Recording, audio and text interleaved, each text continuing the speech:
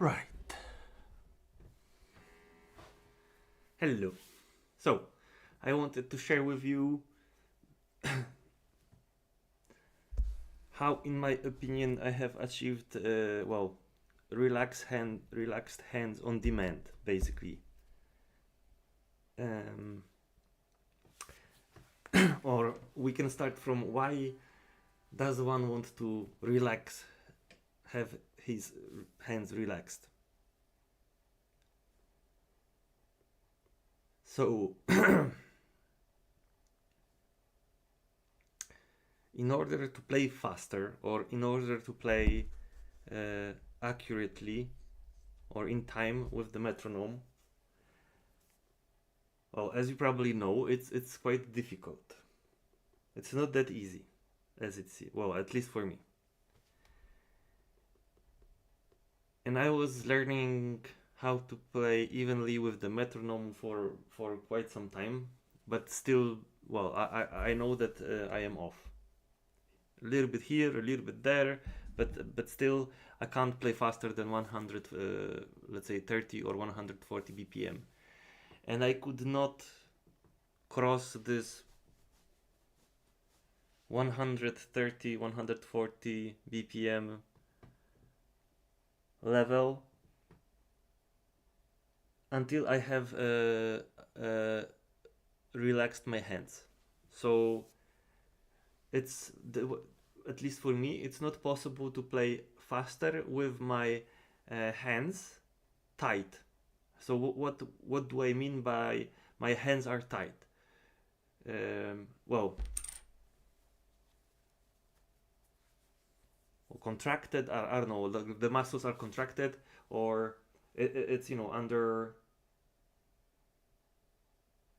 some force. I don't know how to put it, but basically, if you hold your hands up, right, then you can feel, right, that your muscles are working, because if they wouldn't be contracting, then the hands would fall down, right, like this. So when you have your fingers up, all the time when you are holding them like this, you are weakening your muscles in your hands, right? So it's all fine. It's all fine um, for chord strumming, let's say. But that's because actually here you have your right hand muscles quite already relaxed, because of the motion that the hand has to do anyway. And this is actually more relatable, I would say, when you are picking.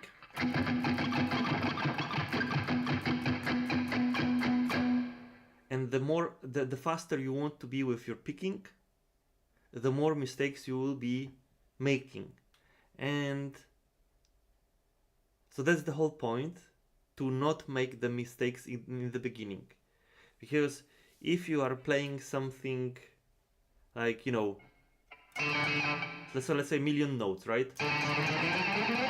Million notes is like a million notes, and then somewhere you put one mistake, and you go, with your 1 million notes.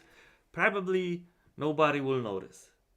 But imagine that you are making those mistakes quite often, like every fourth note is a mistake, or every seventh note is a mistake.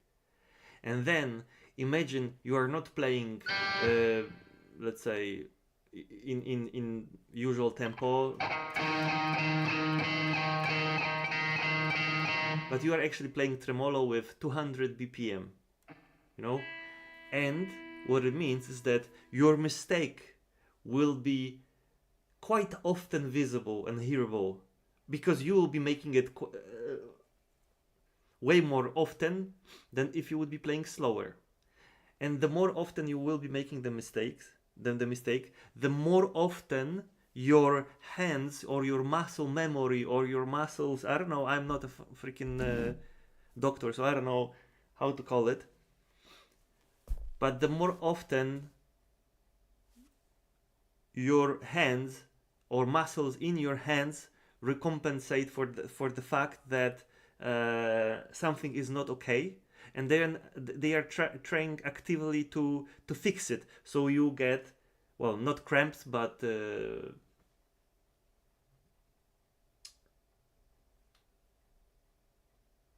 forgot the name.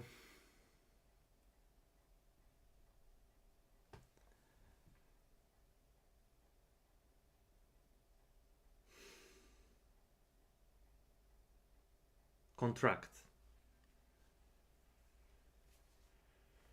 I forgot what I was saying.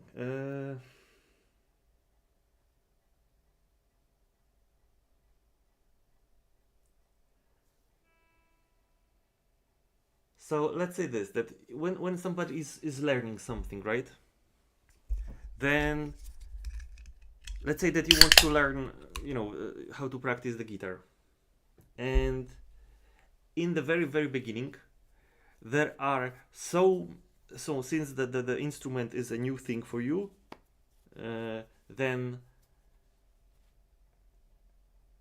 everything is unknown for you, right?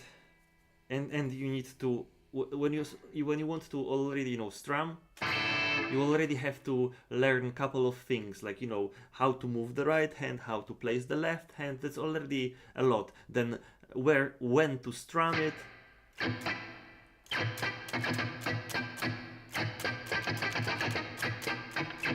So, and you want to learn that all at the same time. That's quite difficult. So I say, let's go to the fundamentals, right?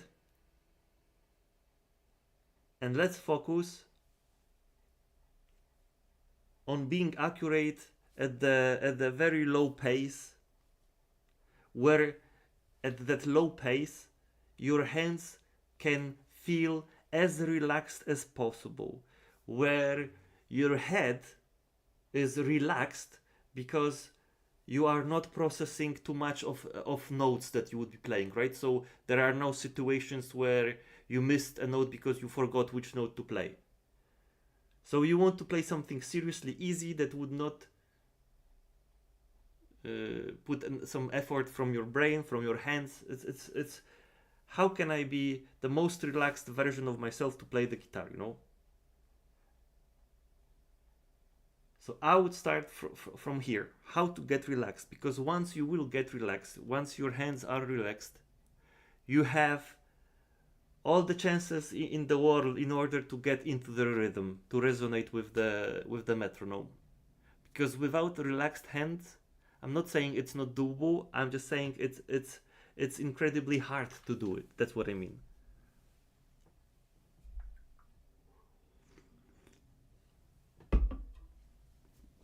And imagine that for example, you are starting with the guitar, right? Then what about making a rhythm with your hands, not including the guitar, the instrument? I'm just saying, can you play, let's say on YouTube, some videos about rhythmic exercises, and you can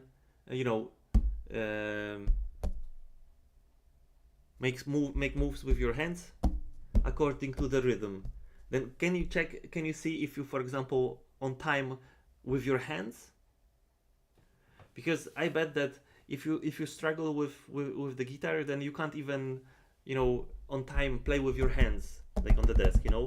It would be struggling for you. So we would start from here. So I wouldn't even touch the guitar. I wouldn't even start relaxing my hands if I would not know the rhythm in my hands. I would start from here. So at least you are aware of the rhythms, like basic rhythms, And then I would focus on relaxing hands. So how do you relax hands? So or like, are my hands relaxed, or maybe my hands are not relaxed, or maybe when I start playing the guitar, my hands are really relaxed, but I am not noticing that after 5 or 10 seconds of playing the guitar, they are already stiff, and suddenly I can't be on time and I can't strum anymore. So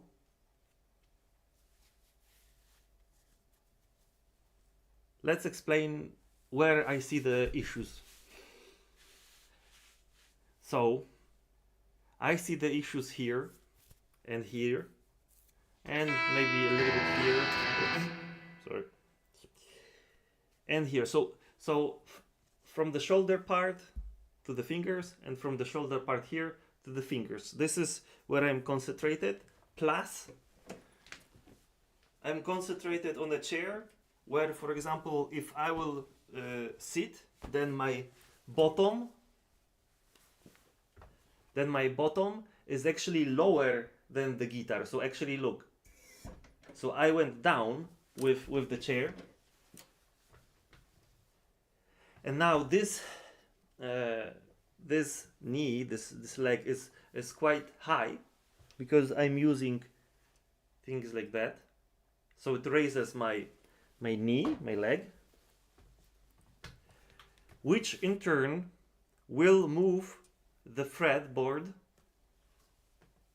from horizontal into, well, not to vertical, right? But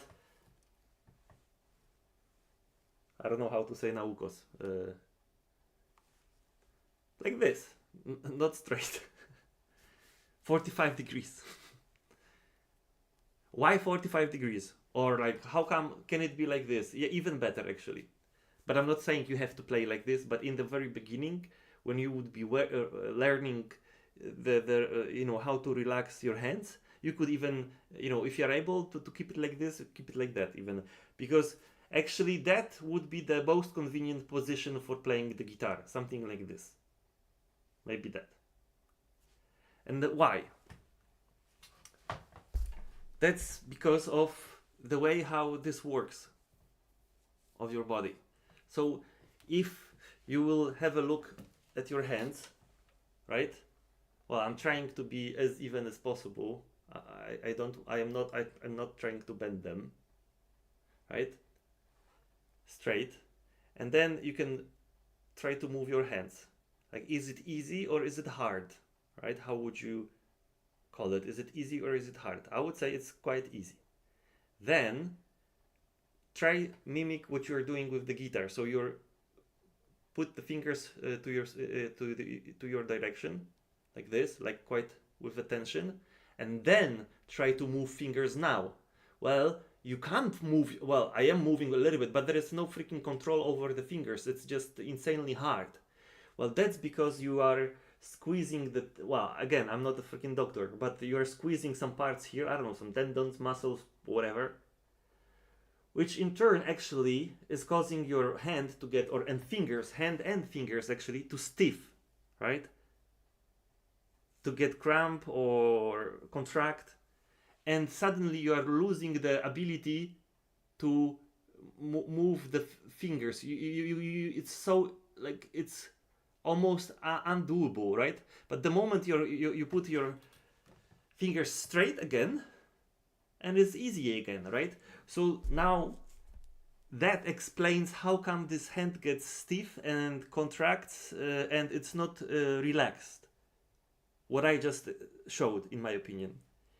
So how do we apply, or what do we apply so that the hand gets relaxed, right? So again, well, make sure that you have a space for your left hand so it's not hitting anything, etc.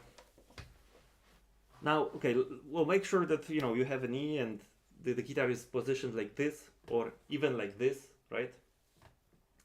And then it all starts from your shoulder, right? So make some. So I'm a person that I'm sick of Bechterew. So for me, it's incredibly difficult to make this rotation. For you, it should be quite easy. But imagine that this is your shoulder, right? Left shoulder, and you want to move your shoulder. Now it's above. Now it's above the fretboard, right? And you want actually to move that shoulder below the fretboard. That's what you want to move. Want to do, right? So what I'm doing is that I'm putting my hand like this, and I am rotating. So this is here, and the shoulder is trying to get as close to the fretboard as possible, right? Okay. And do it a few times. And from here, that's the movement of the shoulder is it's like a ridiculously over exaggeration, but I wanted to show where you should be thinking about the shoulder that it should go. I'm not saying you're gonna put your shoulder here, because, well, you won't be able to play, but that's you aim like that. You're not doing this, but you aim like you would be doing this, and now that's that's where it meets. All of the ideas meet. You won't have bigger access. So, for example, when people will be starting playing with the guitar, they say, "Oh, I have a tiny fingers. I can't reach from here to here. It hurts, etc. I can't squeeze that hard, for example." All sorts of different things, right? So, what I will be explaining, or what I am explaining now, is assuming that your guitar is properly tuned, set up. Because I don't know what happens when the guitar is not properly tuned, not properly set up, where your action string is here. So I have no idea how it feels then. But I'm just explaining a situation where I'm just assuming that the strings action is, moderate or good or low, but not extremely high. Then this is what you want to do. This move, okay? Like this. And now when we are doing this move, right? Let's start using our left hand. So this time we will hold the fret board, right? We keep it. And now, just a little bit,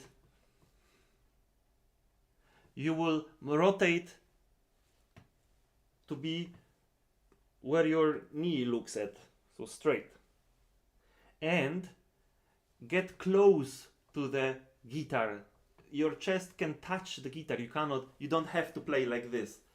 You can, touch the guitar. It's more comfortable that way. If you will be touching with your chest the guitar, trust me, it will be more comfortable, because you are bringing the shoulder. The closer the shoulder is to the fretboard, the more comfortable will be the playing, the more reach your fingers will have. The closer your shoulder gets to the fretboard. So, you grab comfortably the fretboard, like even with the whole hand. Then because now you are looking this direction, so I'm saying move there, okay? And look, my shoulder is, I know it's hard to see. My shoulder is like this right now. And look, what the final touch that I will be doing is this now. So I am adding now something like this. And you can't even imagine how this radically changes everything. When you keep the guitar right now, I can feel that there is a little bit pain from here. When I'm rotating in the left side, then I can feel that it's something squeezes me here, something here on the left side, right? And it's not that convenient for me right now. But the moment I will move it back so that my chest is actually looking forward, right? Like that's where the same position where my knee is directed. Then suddenly, all the back pain is gone. All the pain, like there is no pain. Once I will, and then I well, it's not forcefully, I'm doing this gently, but what you see actually is that the, what's this? Not ankle. Elbow? Yeah, I think elbow. So you could see this by looking at my elbow, the elbow goes down, right? Look. But you actually, but the way how you should understand this motion is actually I'm not moving my elbow. Well, my mind is not controlling my elbow right now. I am actually controlling my shoulder, and I am making my shoulder lower. So I'm actually lowering my shoulder. Look, it's just like a tiny bit, right? But it significantly changes how you will relax and your head. All the, I don't know how you call it, strain, the stiffness, the tension, it goes away after you will do this. And after you will lock it down with this shoulder, from now on it's extremely comfortable. You know, I was trying to learn guitar for 23 years and it was never comfortable for me. Everybody was telling me, well, when you play guitar, it has to be comfortable. So yeah, but you know, I'm not like some freaking princess. If it hurts here a little bit or there a little bit, well, I can handle that. No,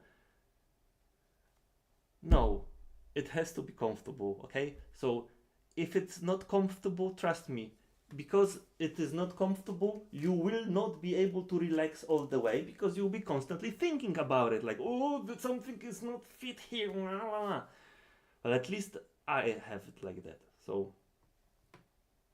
And then I can focus on other things. So remember, that's that move. You grab it, you rotate it back so that my chest is now straight, and then lock it with the shoulder going down, like so. So when you will do this, oh, and okay, so now, okay, while we have all of this, right? Now you can see my thumb here, my fingers here, my thumb here. Now, well, like a huge mistake that I was doing was that I had no idea what is the thumb for here, right? Well, I think I got it wrong for all those years, because I thought that you keep your thumb on the opposite side of the fretboard so that you are in the control of the position of the fretboard, right? No. Well, that's not the primary goal, because this guy has to be the most relaxed guy out of all of them. This guy basically is like this. Well, this guy, like this. If I will ask you to stand for an hour straight, right? Stand for an hour like this. Then then you know, after 1 minute you'll tell me I'm okay, I'm doing fine. Maybe after half an hour you'll be saying, well, I'm getting a little bit hungry. Maybe after 45 minutes you'll say, well, I have to pee. Then 50 minutes later you could say, I already peed myself. You know what I mean? Maybe for a short period of time that's all fun, all nice, but not for a longer period of time. What I was talking about.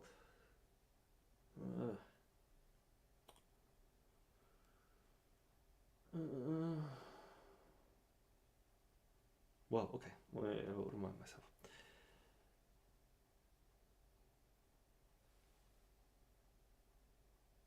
The thumb. So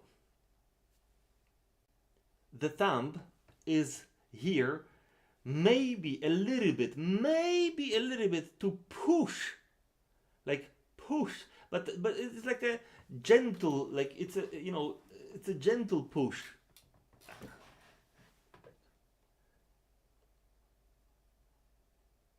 Basically, what I'm doing is that If I will ask you to stand for an hour, you will say at some point that it's inconvenient for you, right? So what I'm saying is that if this is a wall, right, and I'll be standing like this for an hour, probably it will be inconvenient after an hour. But if I'll be doing like this for an hour, I'm just chilling. I can browse YouTube, you know, maybe I will still pee myself or will not or be hungry.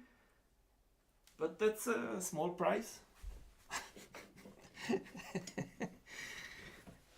So what I'm trying to say is that you are creating environment for your body to sustain more time in more in harder times for them when they are working really hard.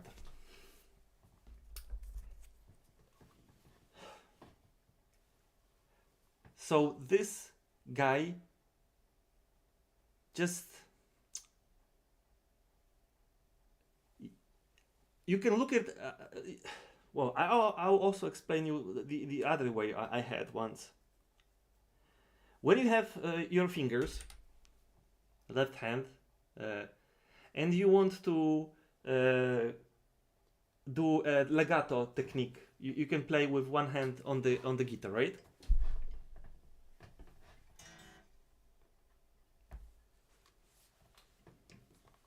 One second.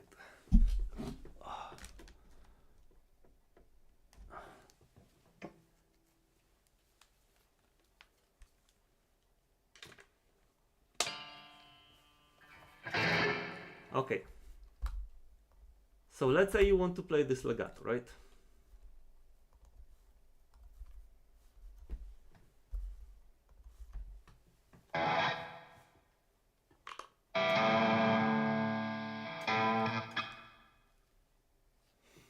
So again, you sit correctly, you make sure that your elbow is not hitting anything, right?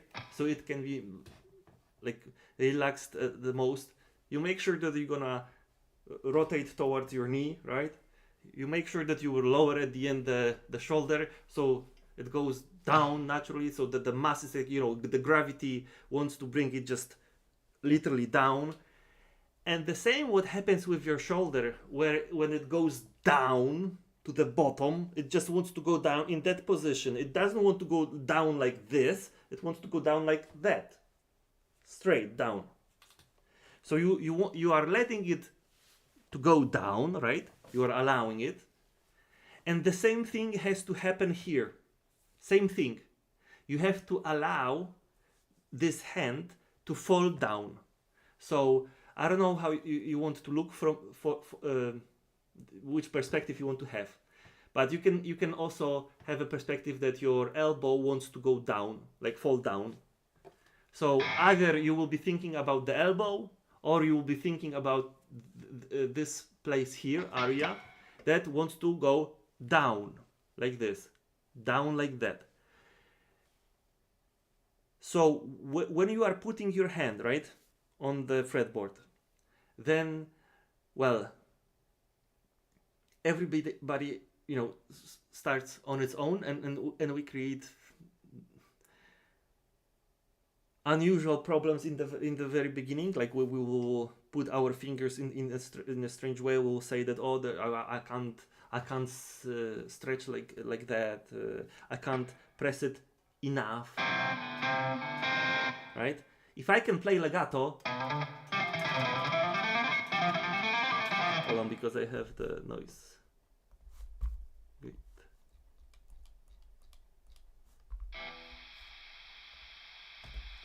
Right. So if I can play legato,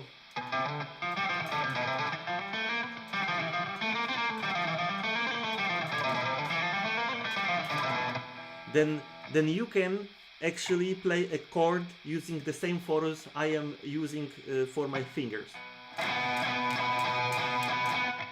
And trust me, I'll show you what I mean. Give me a second. Okay, I know. So this was me.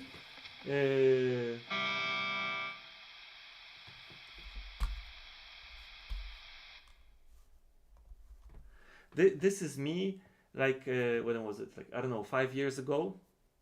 I went to a luthier and I asked him if he could give me some advices for playing the guitar because I'm not progressing for like 20 years.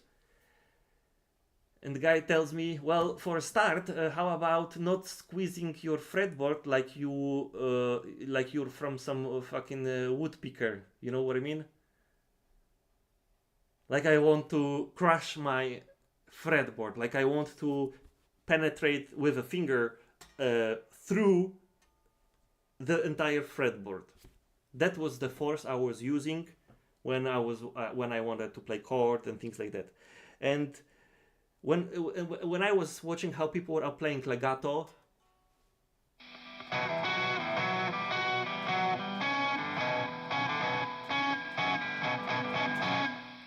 I would never think that you can so easily play on a guitar with one hand.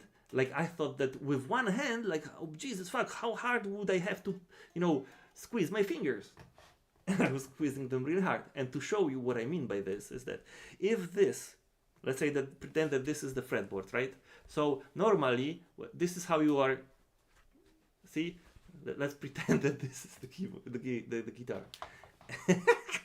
That's my cat. And those are your fingers. So what I was doing in the beginning, and my fault is that nobody ever, a guitar teacher before for all those years, have explained me that I'm not supposed to keep my fingers like this. And it will be hard for people which will be like, let's say that because I had like I don't know, like 4 or 5 different classes with some guitar instructors, and that's seriously hard to spot for somebody via webcam. I mean, maybe it will be easier in the real life, I don't know. But basically what I was doing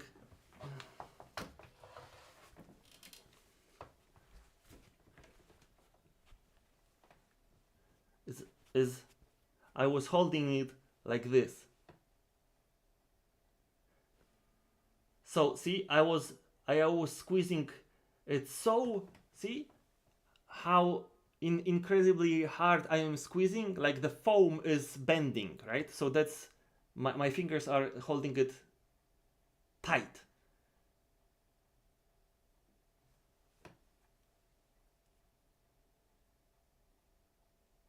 We can talk about it over. We can talk about it later. No problem.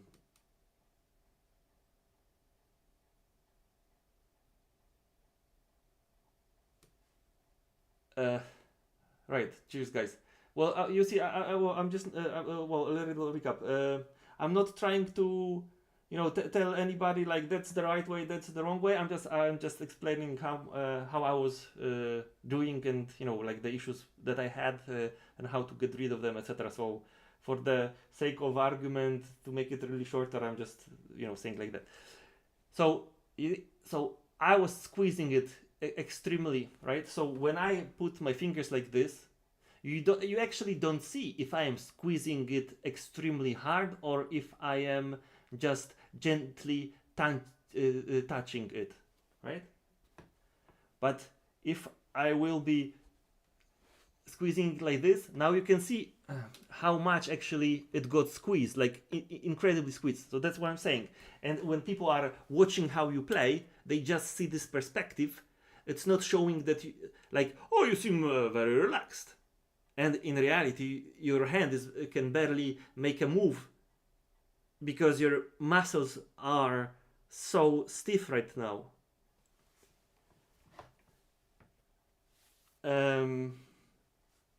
So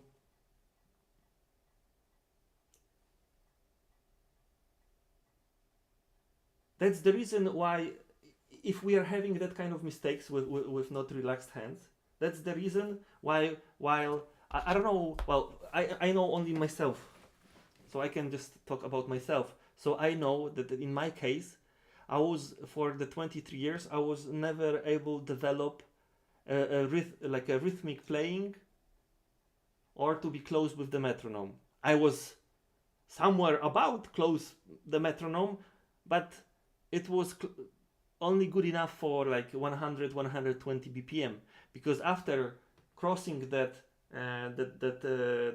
speed limit, you are entering the zone when the amount of mistakes repetitions is so huge that first of all, because of the speed, then your muscles are getting stiffed even faster, you know, because you are doing more effort where you should be fucking doing zero effort.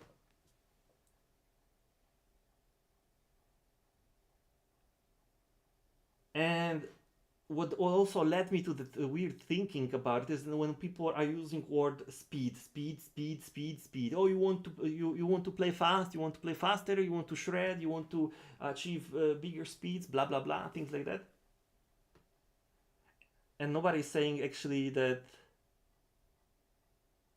the whole point, the whole reason why you can't play faster is because you were learning on very high speed and you never felt the rhythm. You were somewhere close, but you never felt the rhythm.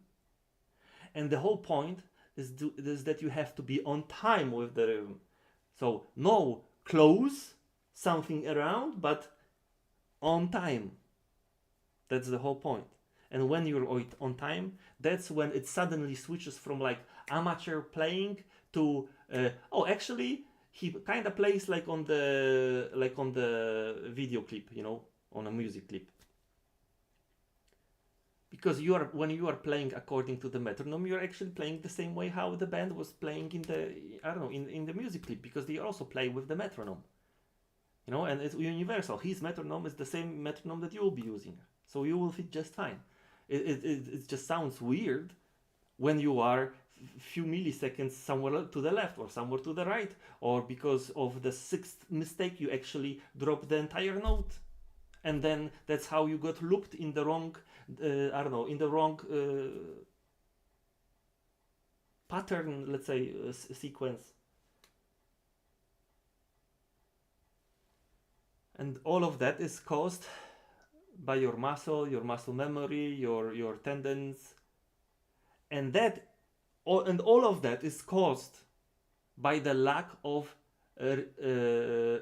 relax in your hands. That's the root cause of your issues, that hands are not relaxed. Also, other consequence of not relaxed hands is that you will never get in sync. So how people sometimes are saying that in I don't know, on the YouTube videos is that, oh, how do we sync two hands? You know, like when this plays this. Trust me, don't like, there is nothing wrong with your syncing. Like, the sync issue is just the consequence of something. It's not like you are doing this on, like, when people tell you, well, you should play with some fucking metronome, you know, because you're off. Well, it's like, do you think I'm planning to be off with the metronome? That's what I can do. That's like, in my mind, I'm on time. And that's when you know that you are not on time. When other people literally hear that you're not on time, you're not on time. And the easiest way is to start resonating with the metronome to be on time, right? I'll show you how to resonate with the metronome in a second.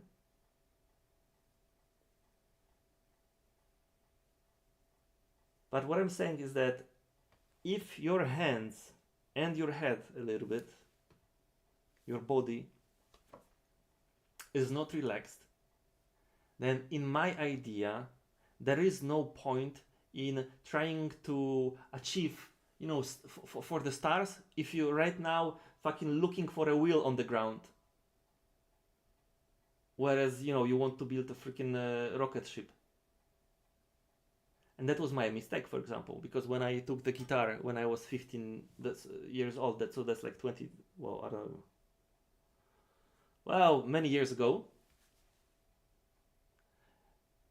when I took the guitar, I was impressed at the time by Paul Gilbert, and I saw well, somebody gave me on a, I don't know, I can't remember, was on a CD or were there DVDs at the time, probably not. you know, like a clinic of Paul Gilbert, like Intense Rock, I think. And I go, wow, I want to play technical difficulties. And that's when it went wrong for me. I went for the stars, and I was not even able to walk. So I made actually a huge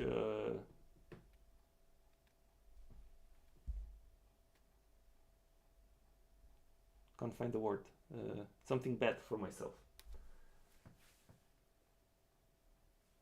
Anyway,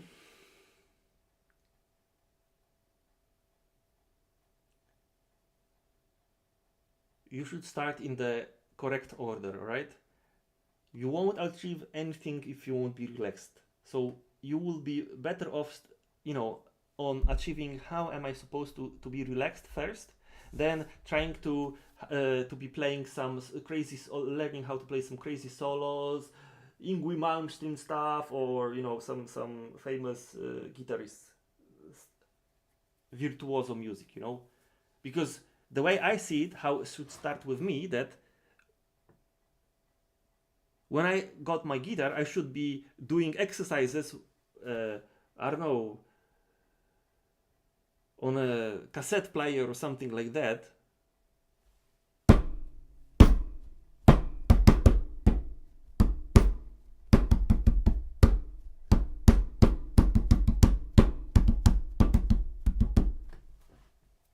Things like that.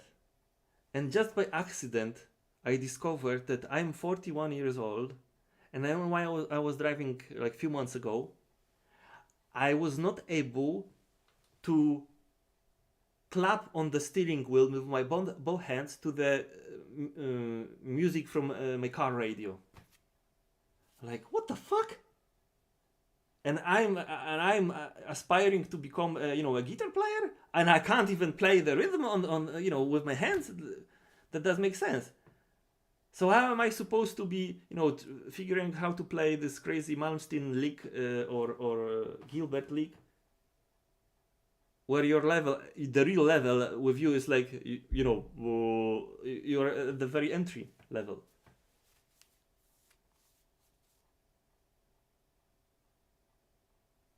I will explain that as well, Oval. That will be explained as well in my explanation. So don't worry. But remember to ask the first question again at some time later, because I will forget about it. But the second question will be answered.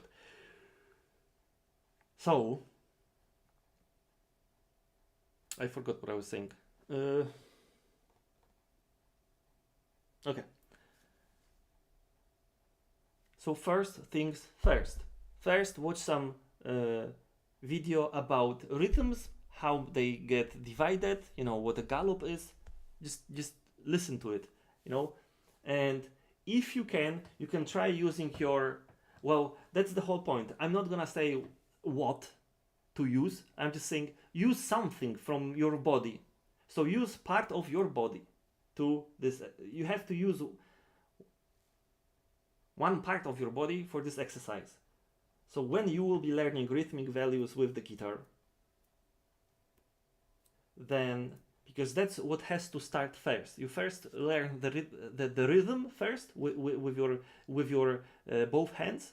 So you will teach the left hand the rhythm, then you will teach the right hand the rhythm, then you will be teaching both of those hands to play that rhythm, and then after you have taught them how the rhythm looks like, then you can resonate with the metronome. And once you will get to the point when you resonate with the metronome, like the question which you have asked Oval, then you won't have any, that won't be the case. Once you resonate with the metronome, you cannot not be able, you can't not play that part, okay? Because that's not about speed. So, well, I don't know how to explain this. Hold on, Spain. Let me. How do I do this?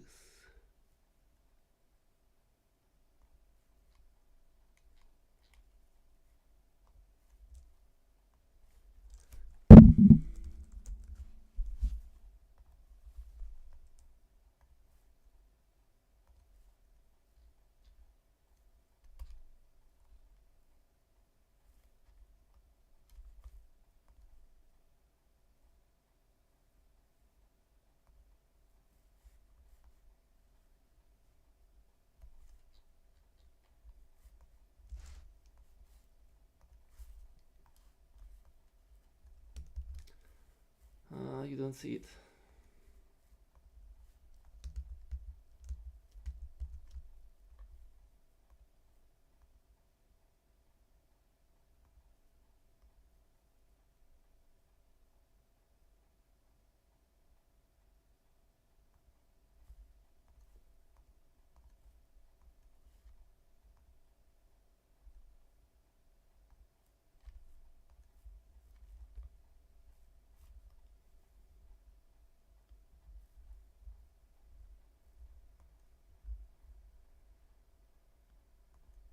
Okay.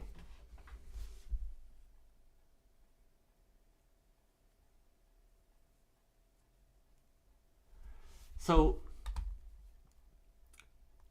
hold on. Because my pen is here. Okay.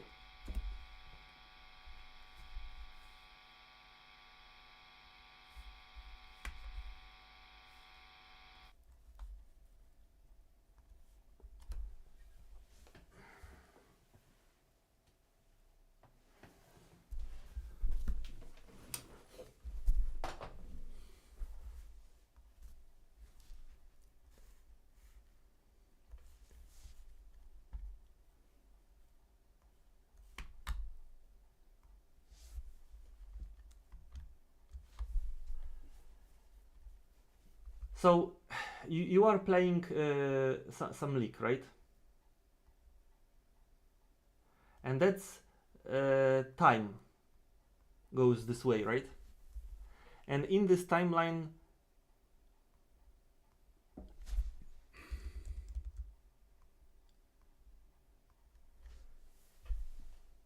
you are playing one. Well, hold on. How do you make this bigger?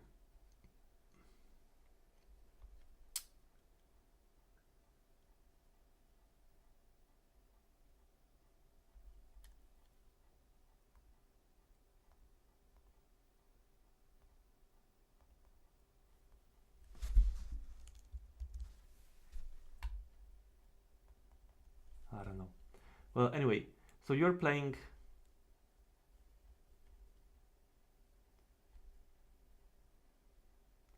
here, here, here.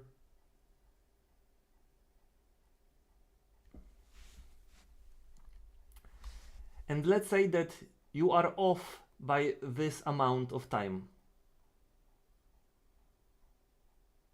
Right? So normally you should play the music at this exact moment, at this exact moment, at this exact moment. But you are playing close, right? Close to that. You're not playing on time, but you're playing close.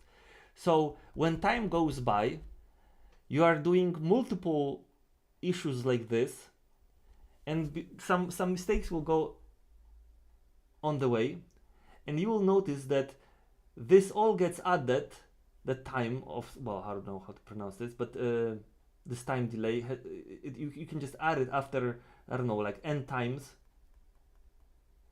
Then actually your mistake time is now somewhere here already, you know. So now you're probably, the next node you're gonna make is like gonna ruin the entire phrase. So and you notice this only that this happens at 120 bpm and faster, and this does not happen when we play 100 bpm. That's because up to 100 bpm you are not like this close. Hold on. Not like this close, but when you are playing with a 50 bpm, you are that's like the half of the mistake you would be doing. So for you to reach the time that the time that you're gonna make a major failure that everybody will hear, and that it will ruin your phrase, is actually longer. It will take longer time to reach that moment of fuck up than when you were playing faster, because you were accumulating those mistakes way faster. So when you were playing faster, you were reaching the fuck up faster, and when you are playing slower, because you are more closer to the correct time, then actually you have bigger chances to actually stay in the rhythm. And the closer you will actually get to those points, of course we are all humans, so you know, you are not buckethead to be 100% on time, you know. And I guess probably even buckethead can, like 1 on a million, he makes a mistake. But it's very important to be on the time, because the more on time you are, then the more your muscles in your hands do not try to fix. If you're trying, if your hands will be trying to fix something for you, so making it to slow down a little bit, or this slow down, or this move faster, or this move faster hand, right? It's like they are working, constantly working, those hands. This hand can work, and this hands, and this has to work a little bit more, and this has to work a little bit less. Insanity. This is Sparta, you know? So what I'm saying is, let's not get to the point where our hands get stiff, they are being used too much, the muscles and so on. So they are not forced too much, so that they are more relaxed, so they can focus on resonating with the metronome. Because again, like I said, like I was showing you, if you be standing for the entire hour instead of, you know, making it convenient for yourself, you know, then it's more difficult for you. Then if you're putting more work for the hands, like don't, there is a reason why you have a what's it, like a strap for the guitar, and you're not freaking holding it like this, right? It's for a reason, to make it very comfortable for you, so that you can be relaxed, you can enjoy for for a change.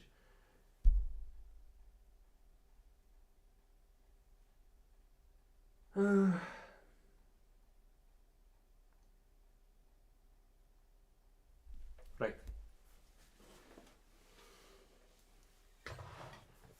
So I told you about the leg, the hand, the shoulder. So everything here is relaxed.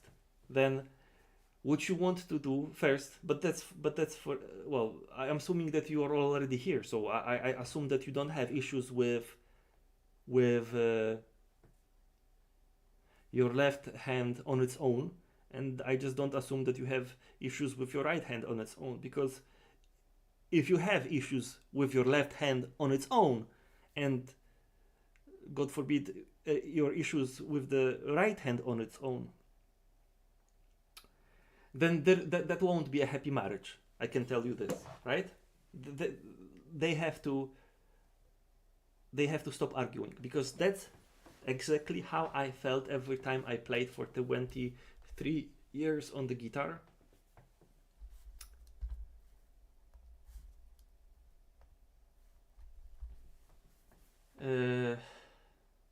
That I am struggling, okay? Like I fight with the guitar. So now I understand what I had in my mind when I was saying that I am fighting with the guitar.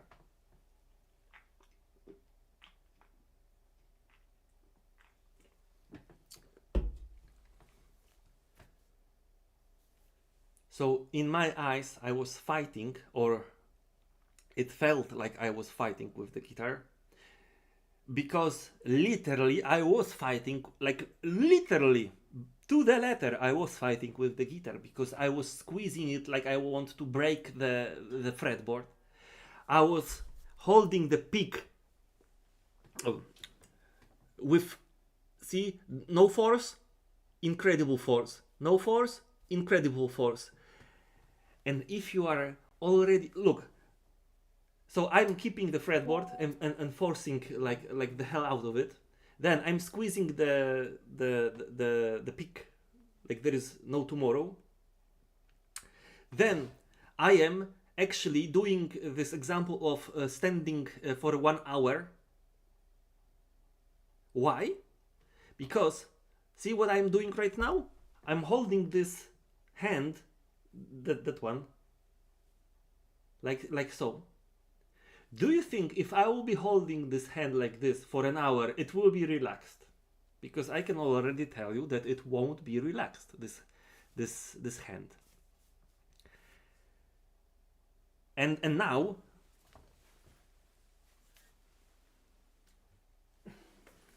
I will show you something else. It's about right and it's about left hand. Both hands can be applied to this example. Hold on, how do?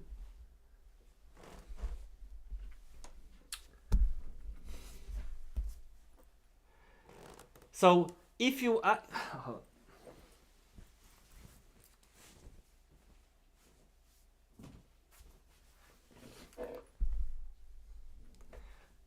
if I'll be doing like this, then I can tell you that if somebody would tell me, well, does this tire you? Well, not much. I can sit like this for hours, for days. Probably after, you know, like 1 hour, I would be already giving up. So what I mean is that by just holding a hand, you are already tiring it, right? And you are causing it to get tired because you are using the muscles. And imagine then on top of that, which is already activating some muscles, some tendons here. Then on top of that, you are adding like that you want blazingly fast switch fingers and shit like that, you know? Same goes for the right hand, right? So I'm holding it like that for an hour. It's incredibly inconvenient, right? And you expect this hand, like if the guys are playing tremolo, right? So they will be playing like this, like a bumblebee, you know? And you expect that every hit is seriously on time.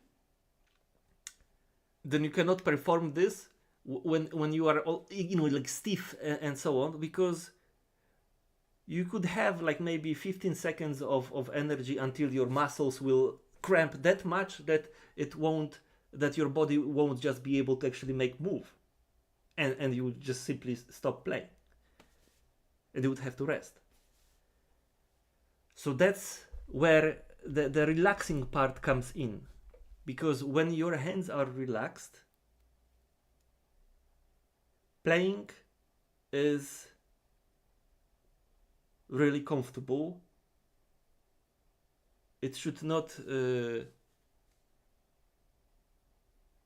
come to you as a struggle, as a fight, fighting with it, etc., like I was doing. It should be natural. So you have two hands to work on, not just one hand. You have two hands. So you have to relax this one, you have to relax this one.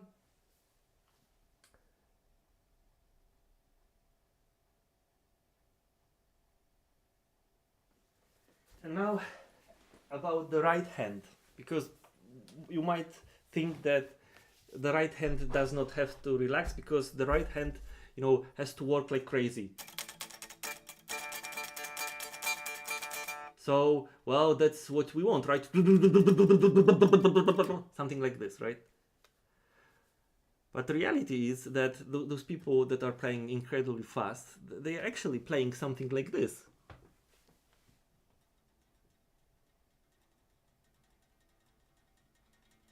That's how it would look like. Because there is no reason for you to put so much force, really. And I can show you an example that will open your eyes on how much force you are using.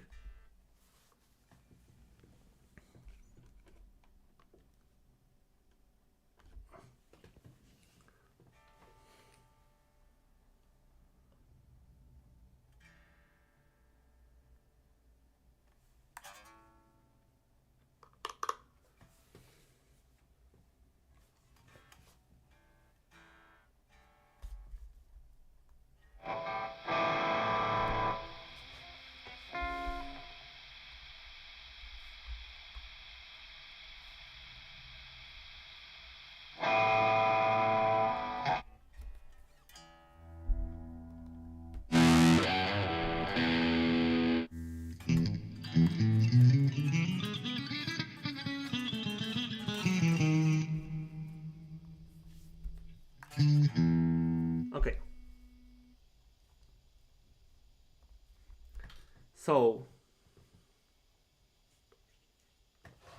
for the right hand, you don't want to. So what's the base issue? So the base issue we want to eliminate is that you don't want to add additional force to your right hand unnecessarily when it's not needed. So it has to be as least used as possible, because this hand has to focus on picking. And how will you make this hand relaxed? So the same rule applies. So when you are picking, oh well, I forgot about because that will be helpful. So how do we know if we are picking? How do we lower the picking force, right? So for this example, I'll be playing, let's say, a triplet, and I will try to play one. Well, now I'll show you something.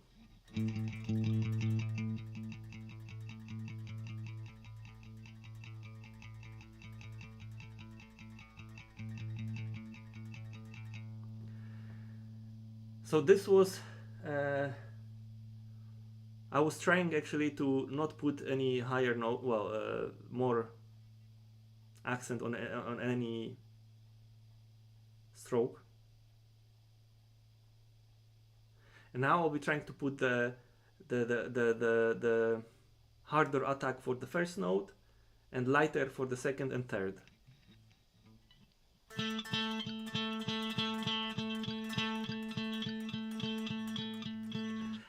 So you don't hear it because I am playing equally hard for all the notes. But if I will really put the effort,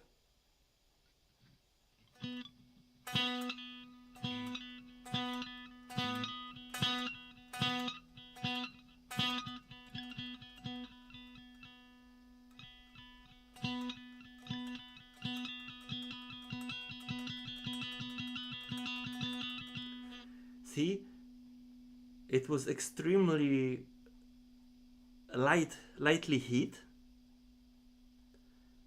yet it was enough, the dynamic, to present you one note that is attacked harder than the rest of the two. This is helpful in the very beginning, because this is what allows you to track where you are with your picking. So how I see it, right? I don't see. So let's say a triplet, right? A triplet is 3 notes, but all in all, right? The one triplet has some duration. Like the triplet is 3 notes, like 1, 2, 3, and if you will add this one to 1, those 3 to 1 together, then you will get a timeline like this. So I look at the triplet like this, right? So you need to close this experience of playing a triplet, the whole 1, 2, 3 concept, in the right hand. You have to enclose that concept inside the hand.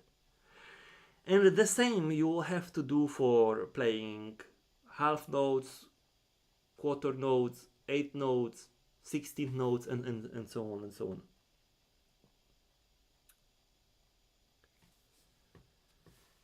Because what you are learning is that you are learning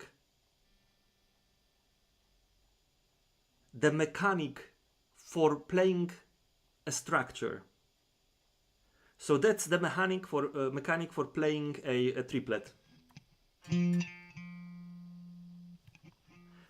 And you need to implement this mechanic into the hand properly. So in the beginning you have to seriously start the metronome with 20 ppm and you play it like this.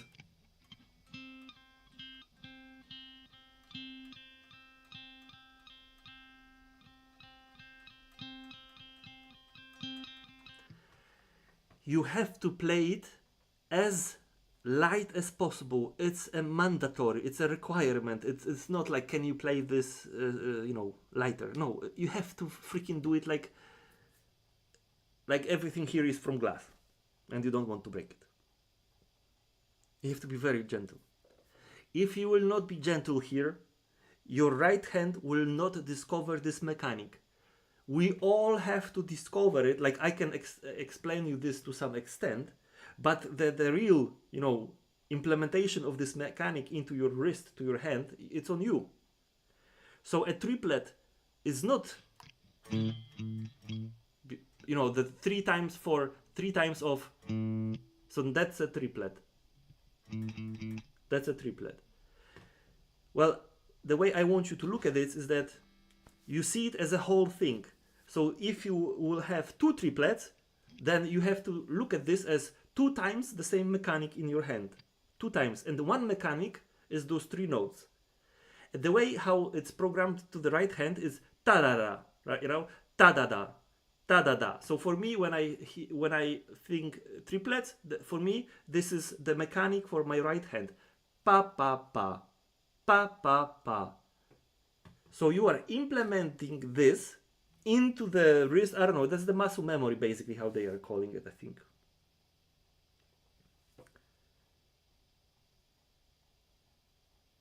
Until it's fucking installed in this wrist. So that's almost automatic,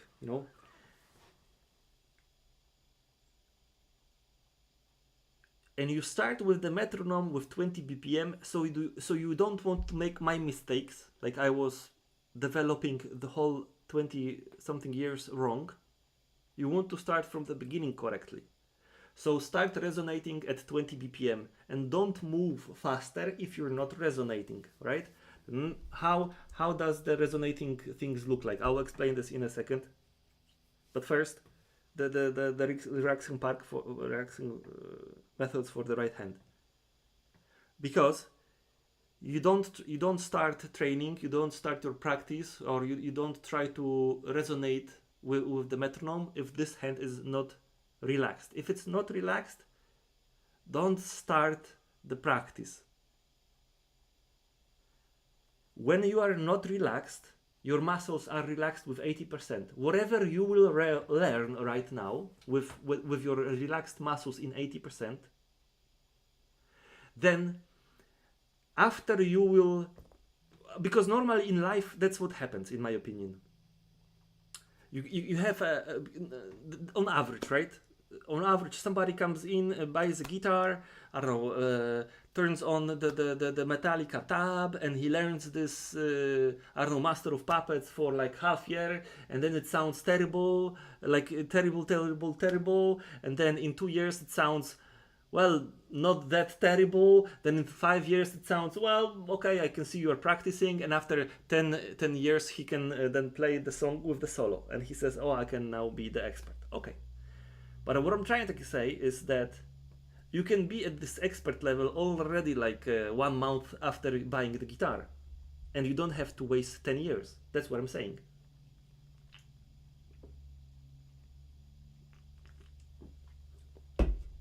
Because essentially, what you and your body is doing through all the years of the practice is that you are installing this memory, muscle memory, and your body is on a path to discover the most convenient way for you to play the guitar. And some people figure out on their own. Some people figure out because they have some great guitar teacher which is aware of this. And some people figure out after 10 years. And some people figure out after 23 years, like me. And in order to relax the right hand,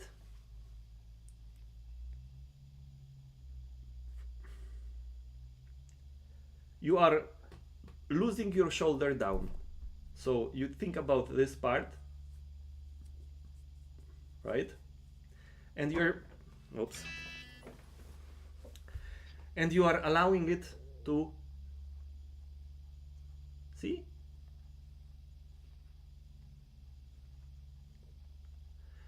When it's like this, when your shoulders are contracted this way, then this hand, see, this hand, see, that's open angle, you know? That's like that angle here, that angle, that's open angle because it's so wide, right?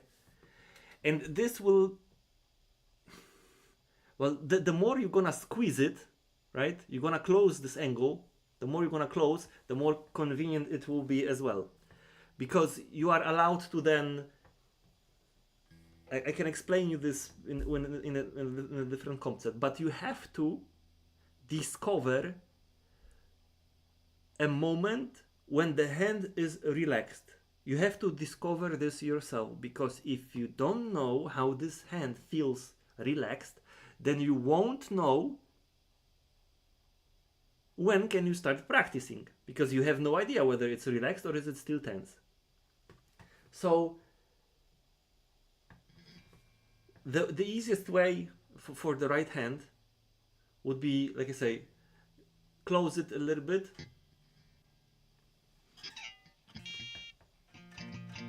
and then with this part,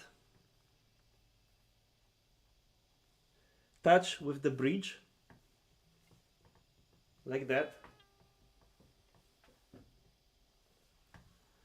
Well, I'm not gonna tell you how to keep the peak, like which way, but I keep it like this. And the crucial thing is that there is that you should not stick out much of the tip, and that you do not put pressure on by this finger. There is no pressure, so you don't squeeze it. You just hold it. That's holding. Don't see, that's holding. If you will be squeezing it like this, it gets not controllable. Try to squeeze it like on purpose. Squeeze it, and then try to, I don't know, move the hand or open the fingers in a specific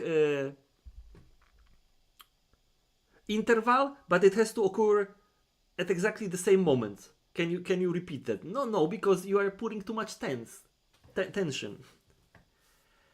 And the more relaxed you're gonna be, right? The more you are relaxed, then then less things are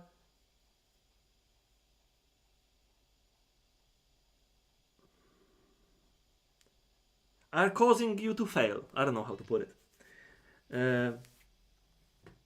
Only when the hand is relaxed, then we can talk about resonating with the metronome. So lower the shoulder like this, and when you will attach your part of this thingy here on the bridge, this is the most important for the right hand right now, what I'm gonna say. And so right now, I don't know if you see it, but right now my shoulder is raised. It's the way I keep it, it's raised, right? Right now it's raised. I feel it already, a tension, here of course on the shoulder and somewhere here, right? I already feel it. I feel it that the muscles are not like 100% tensed, but they are tensed like in 30-40%. I already feel that they are working. So the whole point from here to the, now it's not relaxed, to the relaxed position, it's just two things, or one if you combine them. So you are lowering your shoulder, you're thinking that you want to, like this, like this, in this direction. You just want to, see? Okay? And when you are doing this, right? When you are doing this,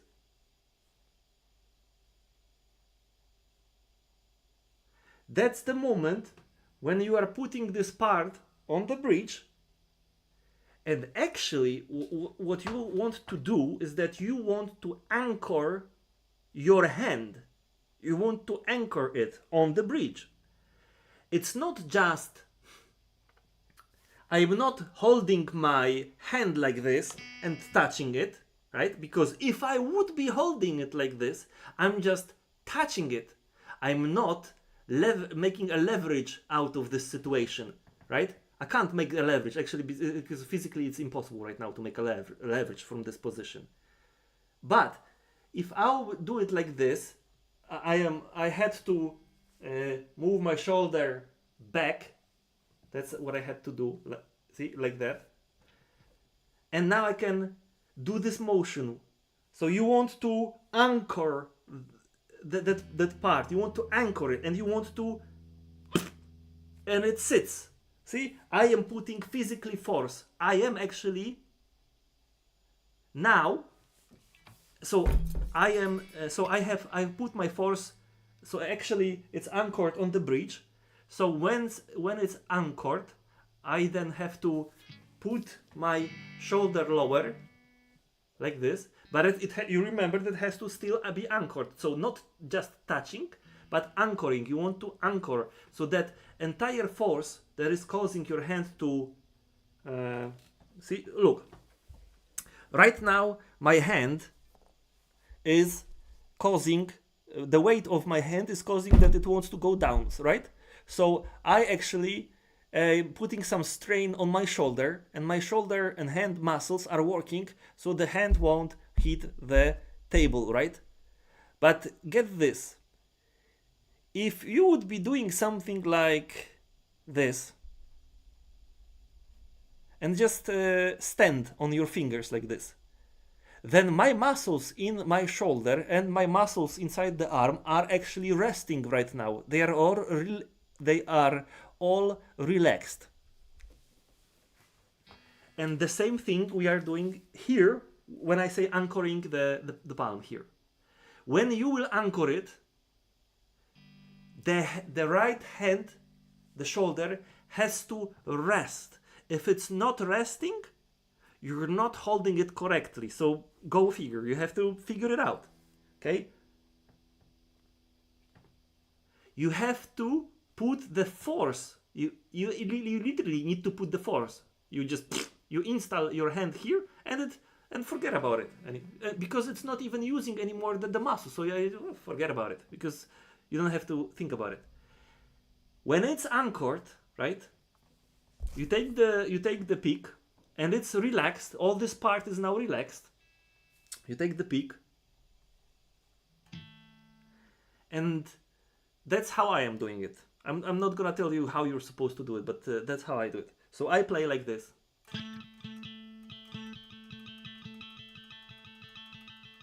So there are sometimes I just don't even notice that I am playing differently. So sometimes I'm playing totally without the slanting, and sometimes I would add the slanting. So I don't know, it depends. But the more of this you would be applying, right? Well, actually, you can slant it like here. It all depends how relaxed you're gonna get. Because if you will apply the force here, then you can still be slanting, and I can already tell you that my hand is actually relaxing or relaxed, and I am slanting right now. So you can play horizontally or slanting, no matter, and it's resting. And now, because you're not squeezing this, it is possible for you to slowly hit the strings.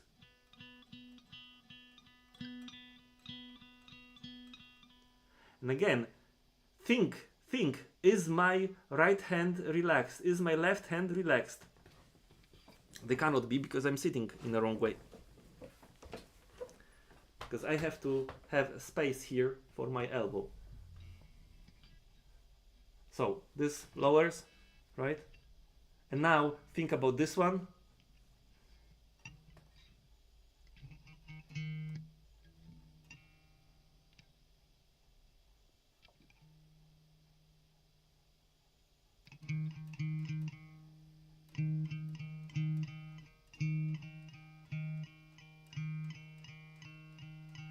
And I'll shut up now, and I'll try to resonate with the metronome, and I will tell you with my voice when I think that it starts to resonate.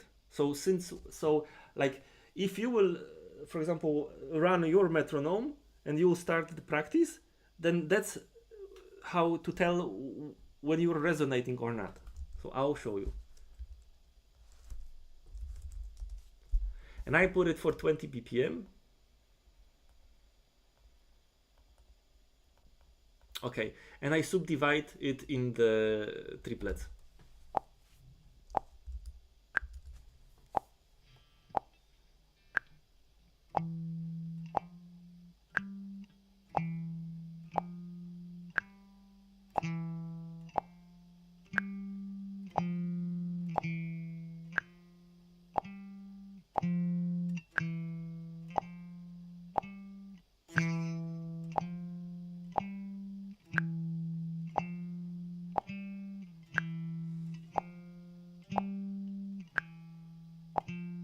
For now, I managed to lower my right arm, so it's actually now anchored on the guitar and it's relaxed. Only now.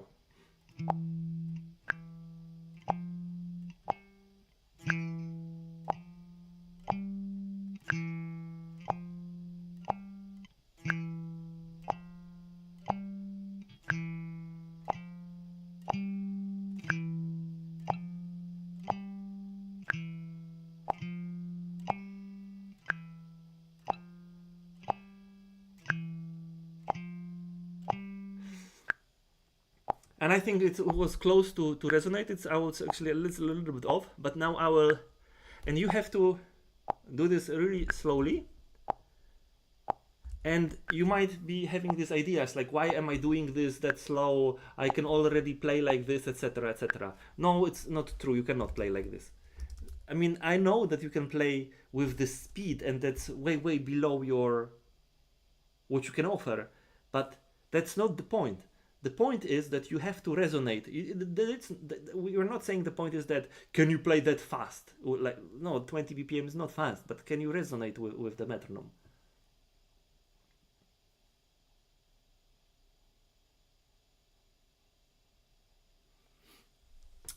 Yeah, that's true.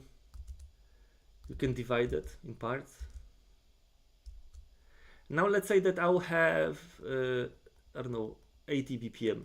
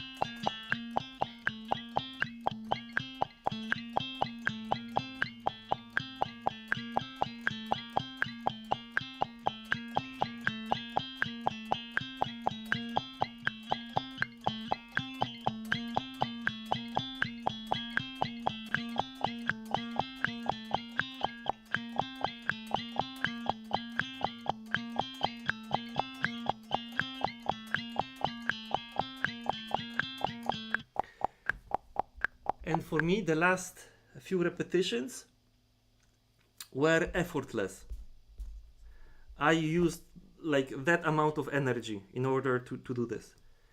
The closer you are with the metronome, your muscles will be more relaxed because they are not trying to work or helping you out, because your brain knows if you are too fast or if you are too slow, right? and you don't even think about it, but unconsciously your muscles cause this hand to slow down or this hand to go up to get faster. And if your hands, if your muscles in the hands are not occupied with, you know, how to correct this hand, how to correct that hand, then they can actually be relaxed. And when they are relaxed, it's effortless. Have a look. I'm not gonna open now. Well, I'm not gonna open now because I already closed that.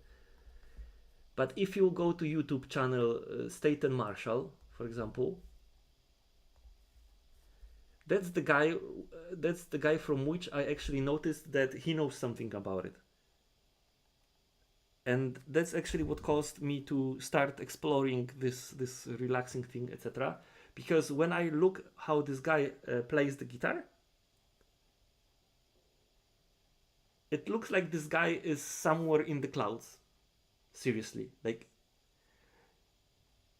when people are saying that, oh, your muscles in your fingers are huge that you can play that fast. No.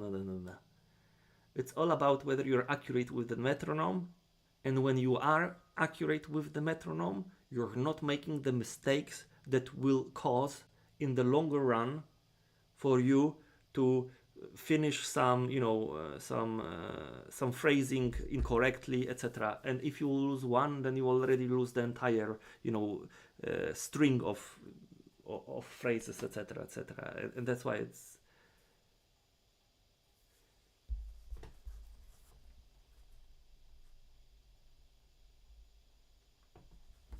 For example, and sometimes you will figure out, right, that in order to play 20 BPM, it's so difficult, right, that you somehow need to just like the kickstart, right? Then if you just want that kickstart for your hands in order to understand, because I'm not gonna lie, at 20 BPM is also really hard to understand the rhythm because it's not what you expect to be, because it's so incredibly slow. So I say that you can increase the BPM, let's say, to the 50, or I don't know, 40, which if this gives you the idea how this rhythm looks like, yeah, just play it for a quick while and then go back to the 20. And try to as well use the burst. There is nothing better than the burst. So like Jussi said, if you'll be switching from 8 to 16 notes, you are like making a boost of 2 times, right? So you are playing.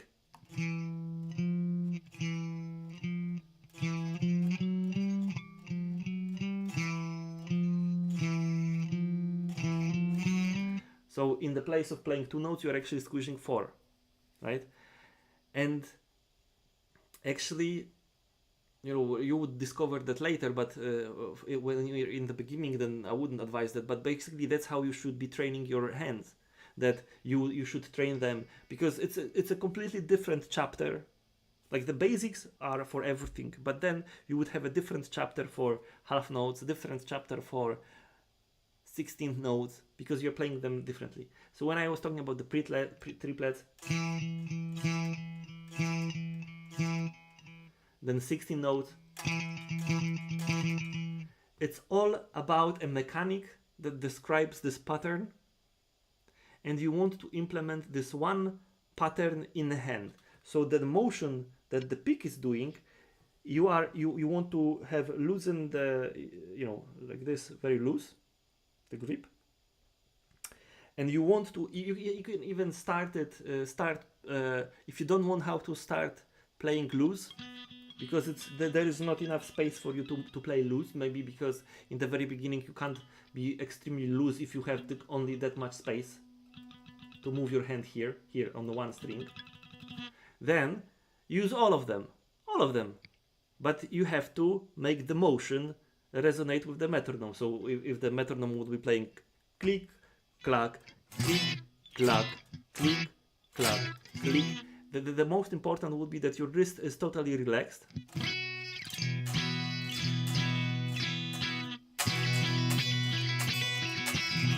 So 16 notes, 8 notes, triplets. You can just play and over-exaggerate with a bigger movement, right? In order to just get the feeling. But essentially, the faster you are playing, right? It's physics. The faster you want to play, right? If this is the string, and this is your pick, and your pick goes like this. Strum, strum, strum, strum, right? So when I am playing, making that kind of movements, I can only be as fast as my hand is fast, right? And there will be some limit to it, right? And I just can't go faster than that. Unless I would change the rules, and I would say that I would be strumming it only from here to here. And if you will loosen up everything correctly, then you will find the resonance, because that's what will happen. That the fact that is loose here, that you are not holding it like, seriously holding it, you are letting it to resonate. You are allowing it to resonate with the string. Trust me, the pick will jump naturally, okay? You will notice it. Just start really slowly. And you can even feel that the pick actually moves between your fingers a little bit. Then again, don't forget about relaxing the shoulders and things like that.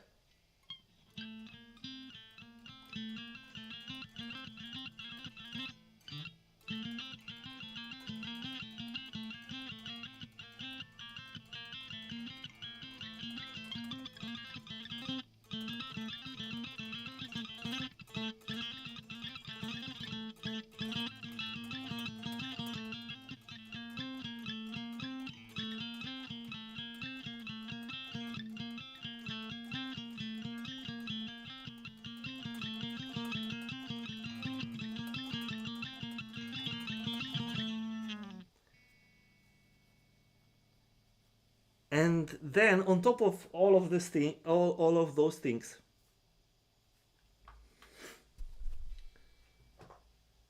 your mental part should be like this. You want to play on the guitar, right? And essentially, playing on the guitar, and then let's say that, so here's how, here's, let's say, Malmsteen level. That's like John from the second class you were learning with in the high school, and that's you somewhere here. And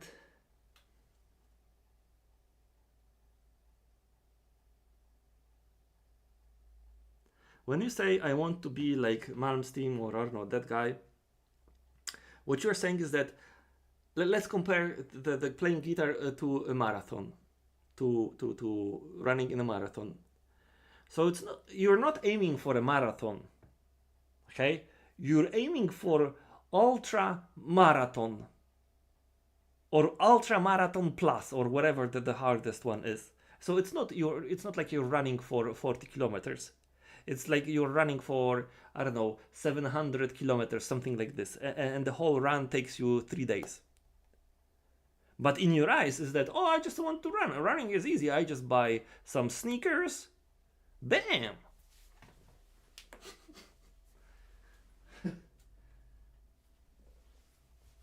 But it's not.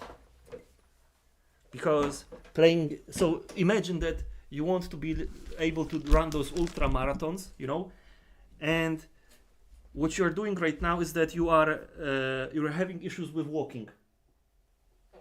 And then while having issues with walking, you're driving to championships for the ultra marathon, and you're wondering how come you got crushed in, 5 days after 5 minutes after the distributions are started.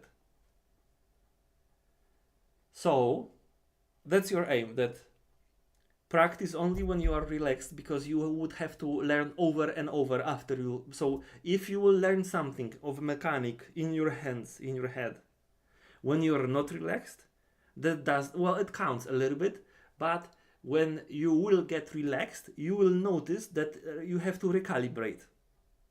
Because once your hands are more relaxed, then your offset of the mistaken latency towards the correct, moment on the click, it's getting, once you are more relaxed, then naturally it's getting smaller. And essentially the consequences is that you're gonna play too fast. So you will have to, spend another couple of days of relearning again right hand, then learning left hand to practice when they are both relaxed. So what I say is that try to be relaxed from the very beginning, so that you don't have to then relearn it that often. Because what I was doing for the last couple of months, that every day I am, well, not every day, but I would say like quite often, quite almost every day, I am recording how I practice, so that I can compare, or if I did something, then I can always look what I have changed that caused, a different behavior. And for me, the most the biggest change was noticed when I managed to relax my hands almost like this, in 1 second. And that's when I felt the rhythm. I started to be able to improvise a little bit better, actually like what I hear. And actually I can now play together with some backing tracks, with some songs, music videos. And before I was only playing with tabulators that were really slowed down, because I always couldn't be on the time with the original.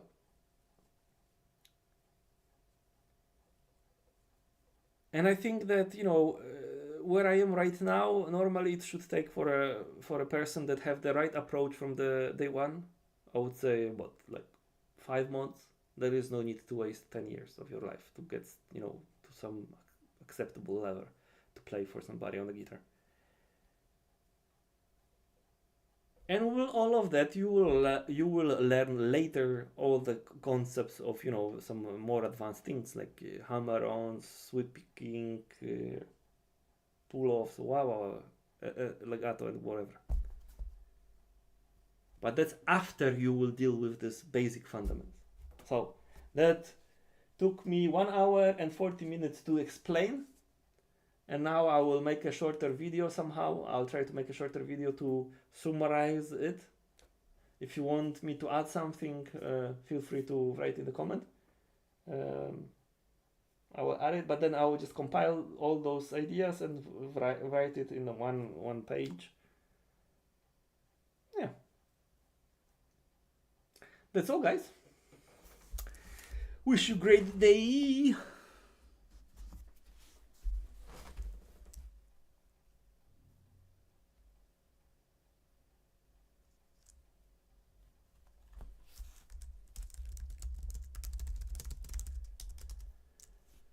All right.